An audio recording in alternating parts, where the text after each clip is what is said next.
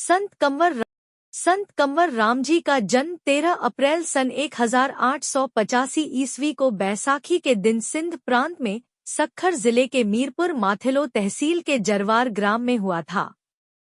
उनके पिता ताराचंद और माता तीर्थबाई दोनों ही प्रभु भक्ति एवं हरि कीर्तन करके संतोष और सादगी से अपना जीवन व्यतीत करते थे।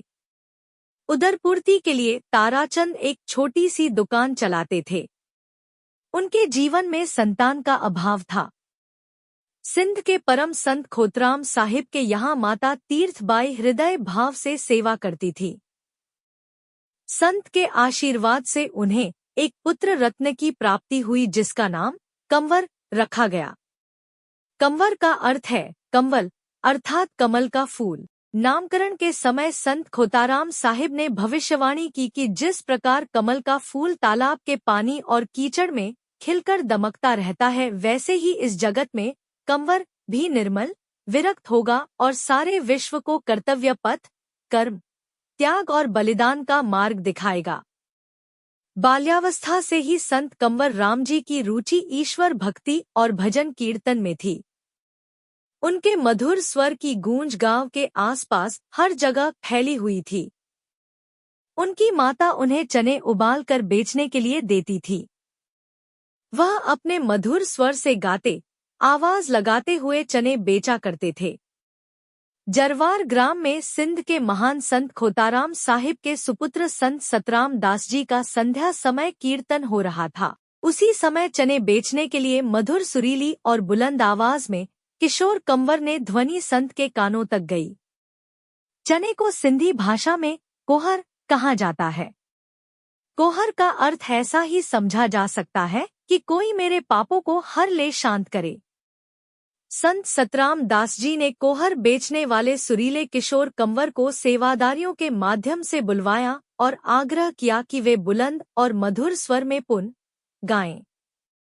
उनके सुरीले सुरों की मधुरता और अंतभाव ने संत हृदय को मोहित कर दिया। संत सतराम दास जी ने उनके सभी चने कोहर लेकर संगत में बंटवा दिए और कोहर की कीमत के पैसे भी कंवर ने न लेकर संपूर्ण कोहर उनके चरणों में रख दिए। संत जी के आशीर्वाद की अनेक धाराएं निकल पड़ी। पहली मुलाकात में ही कंवर राम जी गुरु महाराज की आध्यात्म पूंजी के उत्तराधिकारी बन गए। संत कंवर राम जी की दिव्य कंचन काया में अनोखी आकर्षण शक्ति थी। हृदय में मधुरता का झरना था। मुख से मधुर और नम्र बोल निकलते थे। उनकी आवाज में अत्यधिक मिठास थी। उनके कलाम भजन में ऐसी तासीर थी कि संत कंवरराम साहिब की भक्ति की जानकारी मिलते ही हजारों की तादाद में आसपास के गांवों के हिंदू मुसलमान एकत्र हो जाया करते थे। वे अक्सर अमृत वेला में गाते थे और दिन के 2 पहर तक उनका भजन उसी तन्मयता के साथ चलता रहता था। दूर दूर से आए हुए लोग उनके मधुर गायन का आनंद लेते थे। उनके गायन में ज्यादा हिस्सा सूफी कलामों का होता था। वे कलाम केवल लोगों के लिए नहीं बल्कि सिंधी सूफी संस्कृति के पैगाम को जनवरी से जनवरी में पहुंचाने के लिए प्रचारक बनकर गाते थे। उनमें स्वयं को जानने पहचानने का ज्ञान, निष्कपट प्रेम और नैतिकता समाई हुई थी। एक बार सिंध के सक्खर जिले में महात्मा गांधी जी पधारे। वे वहां पहली बार आए थे। वहां की जनता उनके दर्शन एवं भाषण सुनने के लिए लाखों की संख्या में आतुर होकर बैठी थी। पैर रखने के लिए तिल भर भी स्थान नहीं था। बहुत कोलाहल हो रहा था। सभी मंच पर उपस्थित नेता अनेक प्रयत्न करके हार गए पर कोलाहल शांत नहीं हुआ। मंच पर आसीन नेताओं ने संत कंवर राम जी की ओर देखा और महात्मा गांधी जी से आज्ञा लेकर निवेदन किया कि आप इस कोलाहल को शांत कीजिए तो बापूजी का भाषण आरंभ किया जा सके। संत कंवर राम साहिब ने जैसे ही माइक पर आकर लोक प्रसिद्ध कंठ से आलाप लगाया कि सारा वातावरण शांत हो गया। तब गांधी जी ने भी इस लाडले भक्त की भूरी भूरी सराहना की। इस महापुरुष के प्रयासों से भारत के संतों और सूफियों की अमरवाणी सिंध के शहर शहर, गांव गांव और घर घर गूंजी। वे कबीर, मीरा, सूरदास, गुरु नानक, शेख फरीद, बुल्ले शाह अब्दुल लतीफ सामी, सचल सरमस्त के अतिरिक्त भारत के अनेक महान कवियों और दरवेशों के दोहों और भजनों और राजा विक्रमादित्य, राजा हरिश्चंद्र, भक्त ध्रुव और भक्त प्रहलाद आदि की गाथाओं को अपनी मधुर और खनकती हुई आवाज में गाते थे। ऐसा प्रतीत होता था मानो भक्ति संगीत का कोई विशाल समागम हो रहा हो। उन्होंने धर्म, नस्ल और जाति के भेदभाव को अपने निकट नहीं आने दिया। उनकी बुलंद आवाज अंधेरे और खामोशी को चीरती हुई मीलों तक सुनाई देती थी। 40 वर्ष की अद्भुत गुरु भक्ति में संत जी के जीवन में अनेक घटनाएं घटीं। शिकरपुर के शाही बाग में प्रभात के समय एक महिला ने अपने मृत नवजात शिशु को संत की झोली में लोरी के लिए दिया। बच्चा मृत है, संत जी की गोद में बच्चा रोने लगा। यह चमत्कार देखकर महिला संत के चरणों में गिरकर फूट फूट कर रो पड़ी। उसने बालक के मृत होने की बात सारी संगत को सुनाई। वहां उपस्थित संगत स्तब्ध हो गई। ऐसे मधुर भाषी और महान संत थे संत कंवर राम साहिब। इसी प्रकार कई अन्य उदाहरण भी मिलते हैं। वे सदैव सामाजिक समरसता, एकता और भाईचारे का प्रचार करते रहे। सांप्रदायिक सद्भाव के विरोधी एक बड़े हठधर्मी पीर ने हिंदुओं से बदला लेने के लिए अपने अनुयायियों को उकसाया। उन दिनों संत कंवर राम जी हिंदुओं में एक प्रसिद्ध और गौरवशाली व्यक्ति थे। उन्हें ही इस प्रतिशोध का केंद्र बनाया गया। 1 नवंबर 1939 का दिन मानवता के इतिहास में अति कलंकित और दुखदायी रहा। मांझादन के दरबार में भाई गोविंद राम जी के वर्सी महोत्सव में भजन के पश्चात दादू नगर में किसी बालक के नामकरण अवसर पर पहुंचे। भजन के पश्चात भोजन करने के समय उनके हाथ से कौर छूट गया। संत मन ही मन प्रभु की माया को समझते हुए उनकी कृपा का स्मरण करते रहे और उन्होंने समक्ष रखी भोजन की थाली एक ओर कर दी। अपनी भजन मंडली के साथ संत कंवर राम जी गाड़ी बदलने की दृष्टि से रात्रि 10 बजे रूप जंक्शन स्टेशन पर पहुंचे।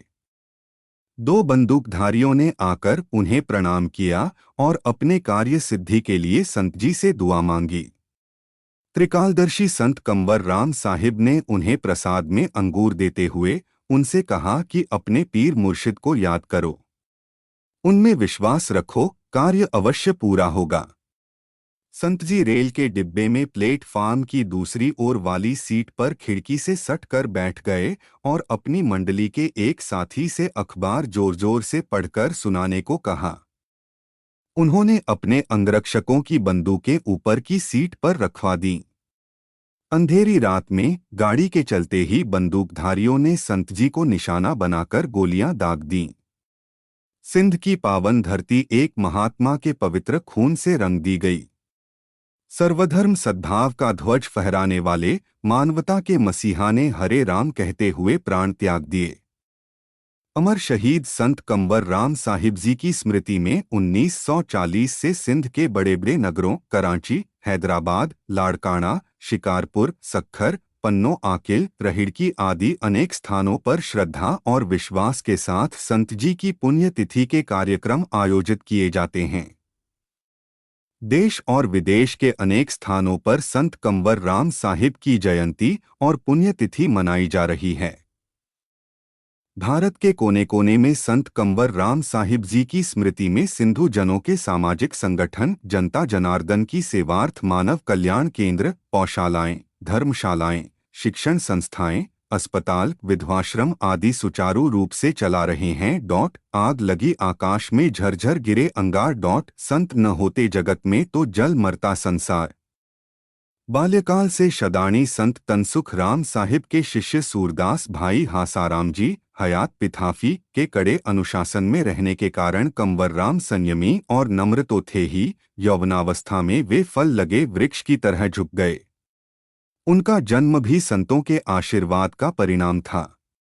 बाल्य और किशोर जीवन दोनों ही संतों के संग में व्यतीत हुआ।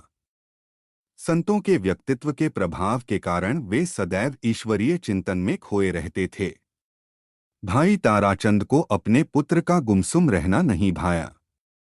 वे उसे लेकर रहेड़ की दरबार में उपस्थित हुए। वहां संत सतराम दास साहिब भी कोहर बेचने वाले इस अद्भुत बालक की मानो व्याकुलता से प्रतीक्षा कर रहे थे। औपचारिक निवेदन के उपरांत भाई ताराचंद ने इस बालक के जन्म का आशीर्वाद संत खोताराम साहिब द्वारा दिए जाने की जानकारी भी दी। दिव्यता का आकर्षण एक तरफ नहीं होता अपितु दोनों ओर से होता है। जहां कंवर राम को संत सतराम दास साहिब की सेवा में जाने की व्याकुलता थी, वहीं संत सतराम दास साहिब को भी सुयोग्य शिष्य पाने की अभिलाषा व्यग्र किए हुए थी। गुरु की अधर सुधा से अभिसिंचित वाणी जब गंभीरता से प्रस्फुटित हुई, कंवर राम साहिब का हृदय कमल खिल उठा। वे रहड़की के लोक प्रसिद्ध दरबार में स्वीकार कर लिए गए। उनके पिता भाई ताराचंद तो अत्यंत हर्ष से कंठ के अवरुद्ध हो जाने के कारण केवल नमन मात्र ही कर सके। एक भी शब्द उनके मुख से नहीं निकल पाया।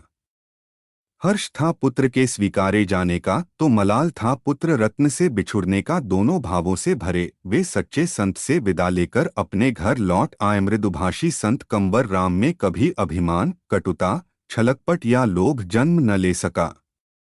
संगीतज्ञ हासाराम जी से उन्होंने गायन शिक्षा प्राप्त की। अपने गुरु संत सतराम दास साहिब की सेवा में रहकर वे बड़े ज्ञानी ध्यानी बन गए।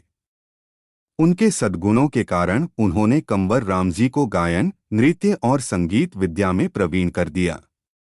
वे अपने गुरु के साथ जगह जगह परंपरागत भक्ति कार्यक्रम प्रस्तुत करते रहे।